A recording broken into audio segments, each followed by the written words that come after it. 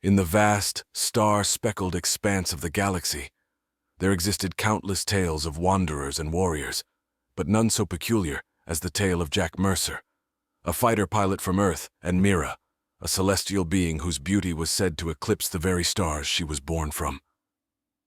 Jack's journey began on a routine reconnaissance mission beyond the Kuiper Belt.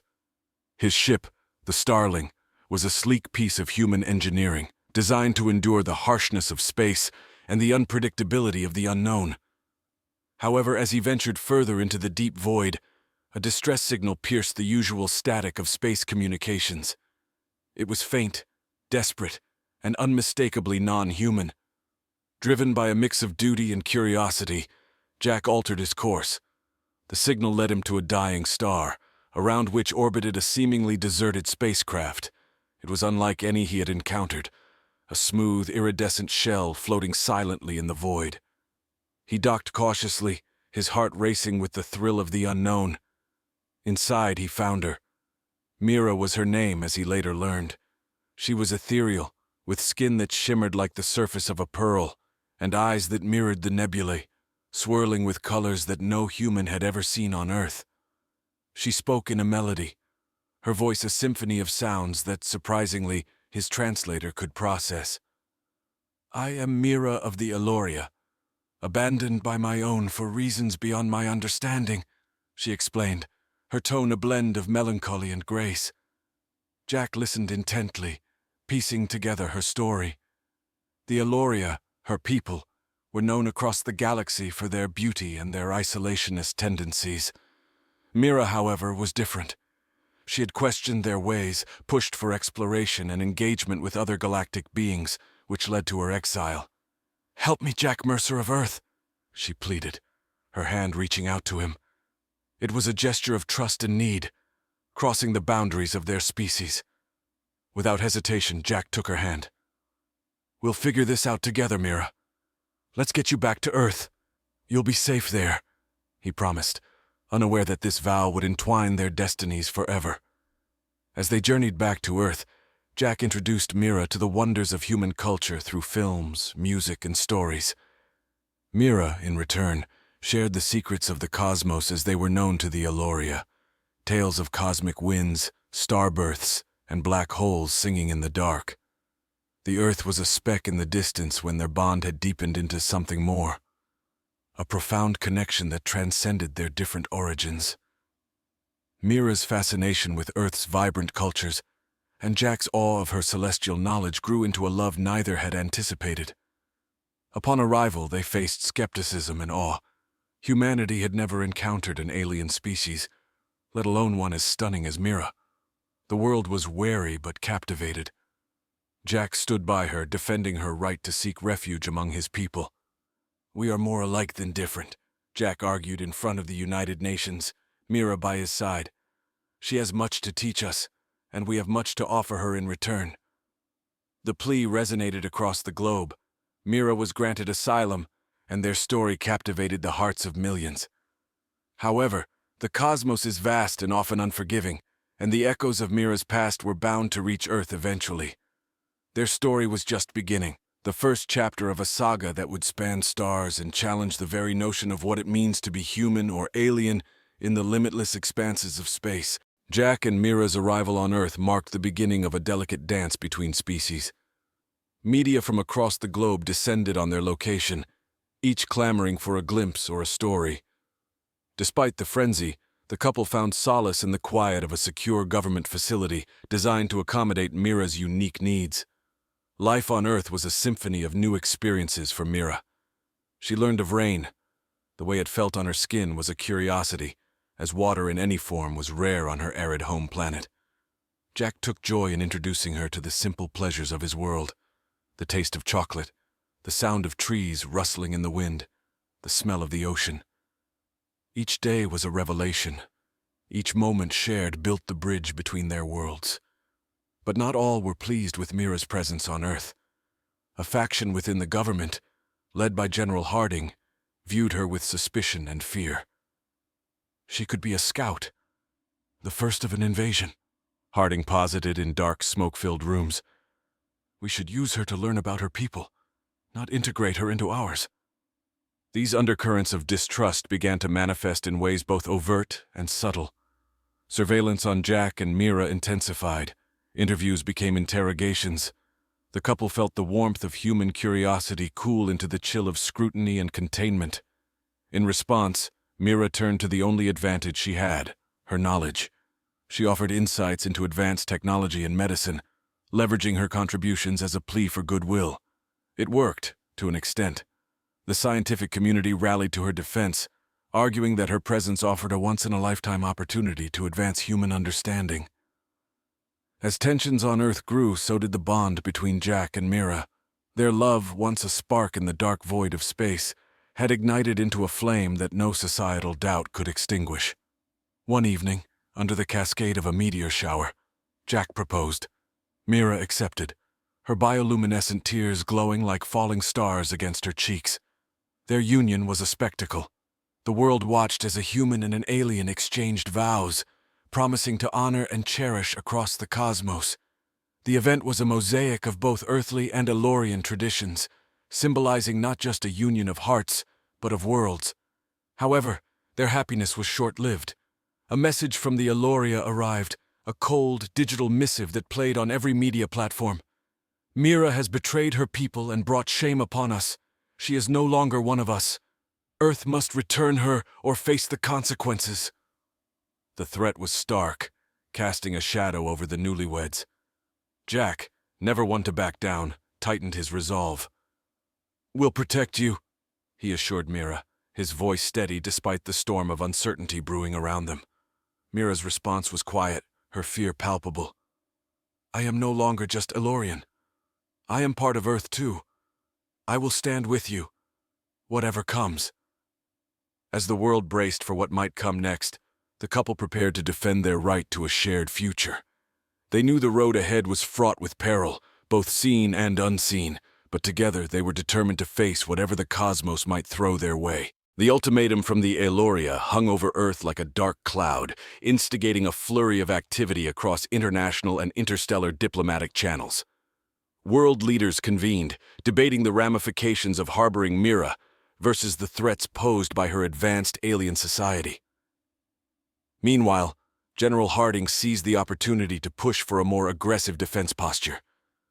Amidst this turmoil, Jack and Mira retreated to a secluded government facility in the Swiss Alps, where they could be closely guarded yet relatively isolated from the public eye. Here, surrounded by snow-capped mountains and pristine lakes, they planned their next steps. Jack worked tirelessly with Earth's top scientists and strategists, sharing Mira's knowledge of Elorian technology that could be reverse-engineered to bolster Earth's defenses. Mira, for her part, immersed herself in human culture and continued her diplomatic efforts to portray her people in a sympathetic light, hoping to foster understanding rather than fear. One evening, as they reviewed satellite data showing Elorian ships amassing near the edge of the solar system, Mira suggested a radical plan. "What if I could talk to them? Perhaps I could convince them of our peaceful intentions." The idea was met with mixed reactions. While Jack supported her, others feared it might be a trap. After heated discussions, they agreed to send Mira as an ambassador, under strict conditions for her safety. A small, stealth-equipped shuttle was prepared for the mission, equipped with the latest Earth technology, combined with Elorian systems Mira helped develop. As the shuttle slipped through the cosmos, cloaked from detection, Jack monitored from Earth, his heart in his throat. Mira, broadcasting her intentions via an open channel, pleaded for her people to listen. "This is not just about me, but about how we all can live together in this vast universe," she broadcasted into the void. Hours turned into days as the world waited for a response. Finally, a transmission crackled through, not from the Elorian leadership, but from a faction within her people who supported Mira's vision. "We stand with Mira," they declared, "and seek a council with Earth to discuss peace." This development sparked a new wave of negotiations. Teams from Earth and representatives of the Elorian reformists prepared to meet on neutral ground, on the Moon, in a facility specially constructed for this purpose. The council was tense, with each side warily unveiling their concerns and hopes. Mira shone as a mediator, her dual affinity smoothing over misunderstandings and bridging differences. Progress was slow but evident. An interim agreement was drafted, outlining the terms for a ceasefire and the initiation of cultural exchanges. Just as the council was about to conclude successfully, a faction of Elorian hardliners launched a surprise attack on the moon base, determined to sabotage the peace process. The facility shook under the barrage, alarms blaring and lights flickering. Jack, who had insisted on being at Mira's side, helped coordinate an emergency defense. Together with Elorian and Earth forces, they repelled the attackers, capturing some and driving the rest away. The crisis, while harrowing, ultimately cemented the need for peace among the majority of participants. As dust settled on the moon's surface, and Earth's leaders celebrated the successful defense, Jack and Mira stood hand in hand, looking out at the stars.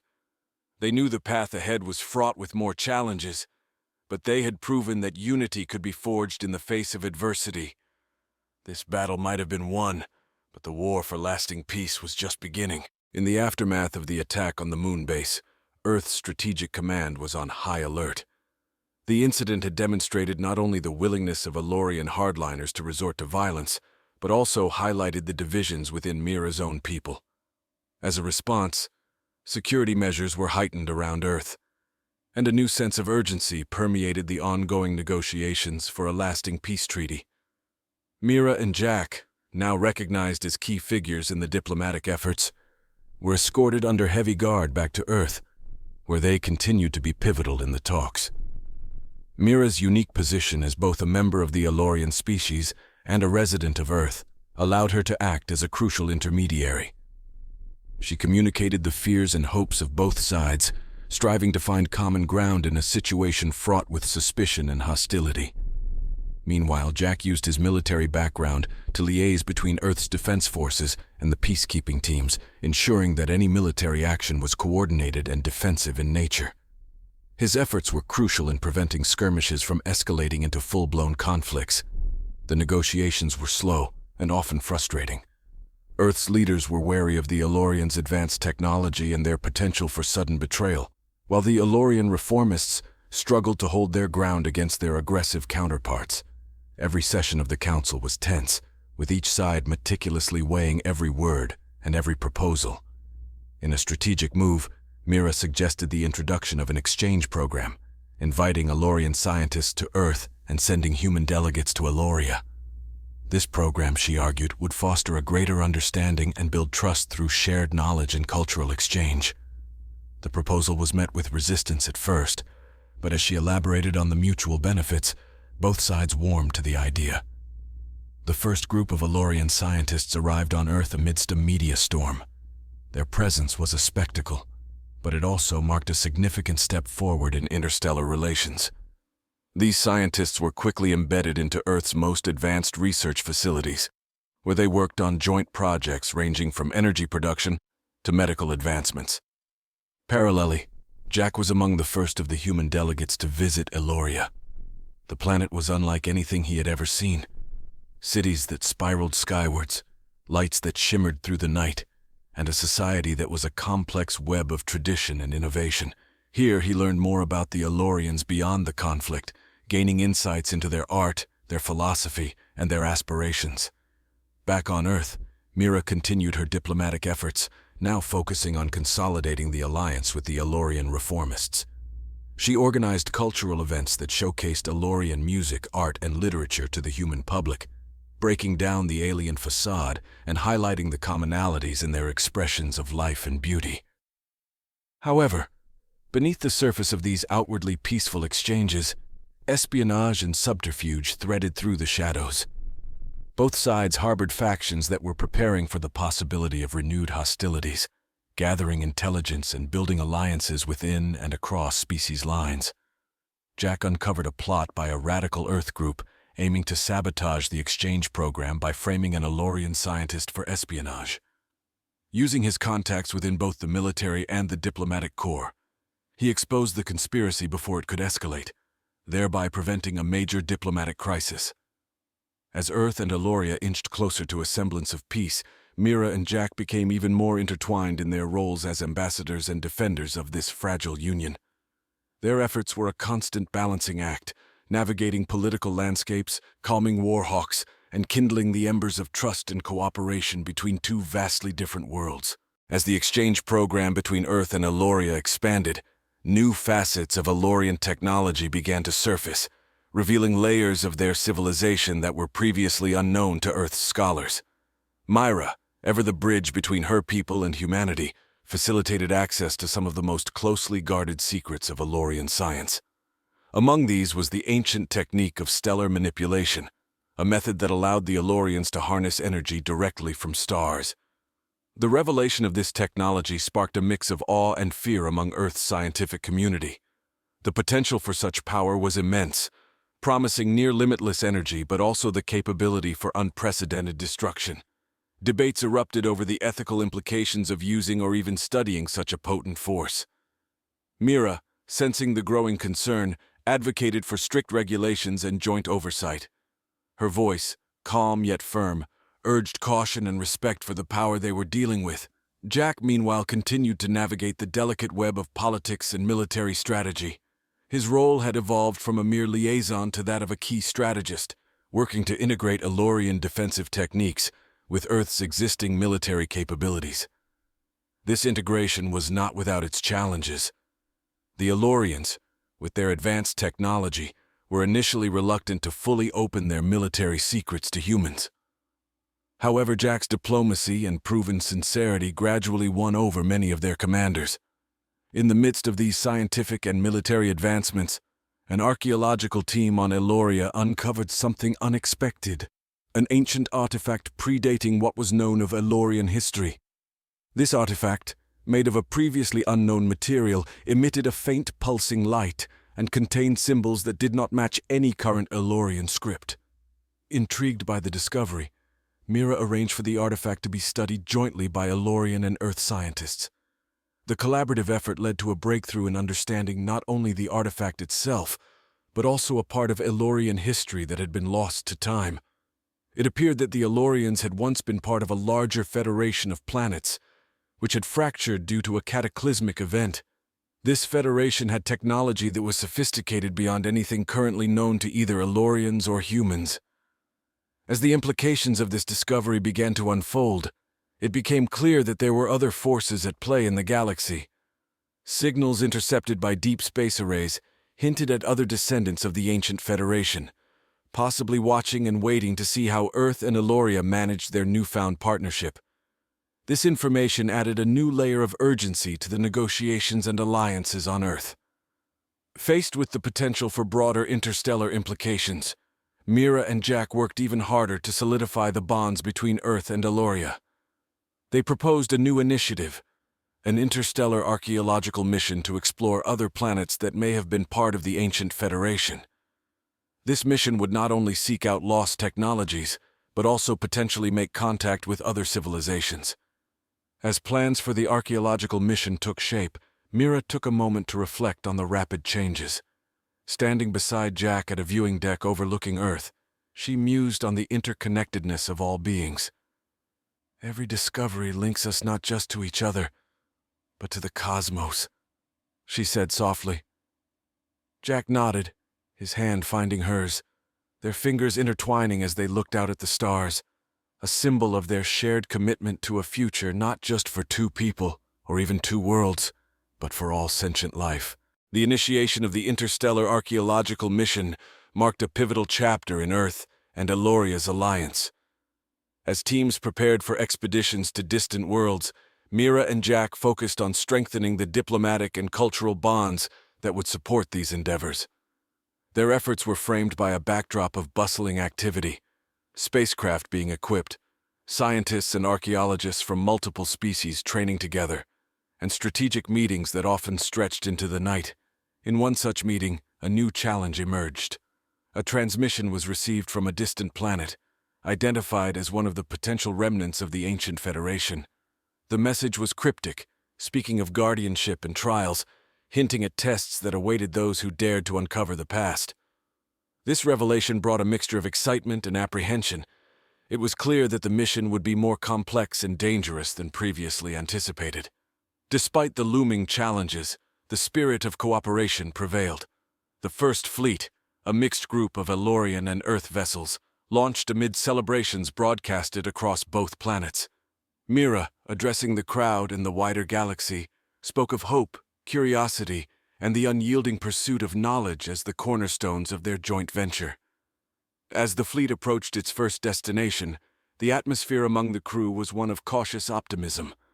The planet, named Thalos by ancient cartographers, was lush with vegetation visible even from orbit, a stark contrast to the barren expanses of Eloria and the urban sprawl of Earth. Initial scans indicated ruins that merged almost seamlessly with the natural landscape, suggesting a civilization that had lived in harmony with its environment. The landing teams, led by Jack and an Elorian archaeologist named Lyra, descended to the surface. They approached the ruins with reverence, aware of the history they were stepping into. The structures were more than mere buildings.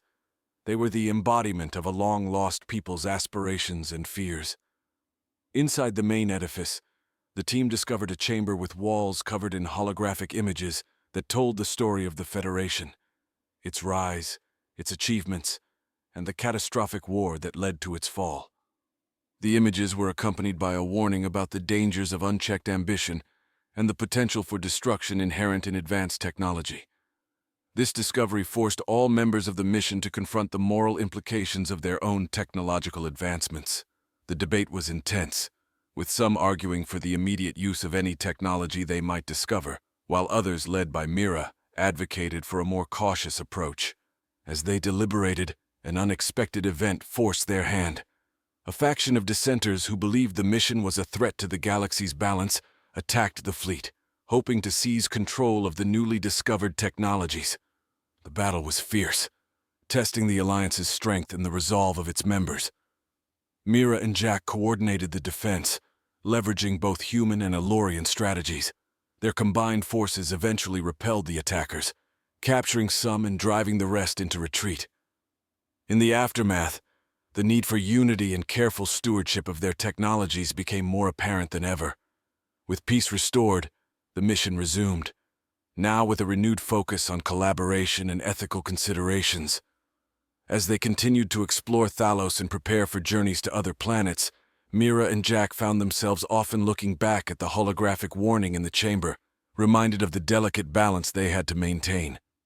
In the end, the archaeological mission did not just uncover lost technologies and histories, it also forged a new understanding among the members of the once great Federation. Earth and Eloria, once on the brink of conflict, now stood as leaders in a renewed alliance, committed to exploring the stars with responsibility and hope. As the stars above twinkled with untold secrets, Mira and Jack watched from the deck of their ship, their hands joined, their eyes bright with the light of countless suns. They knew the galaxy was vast, filled with endless mysteries and challenges, but together they faced forward, ready for whatever the cosmos might bring.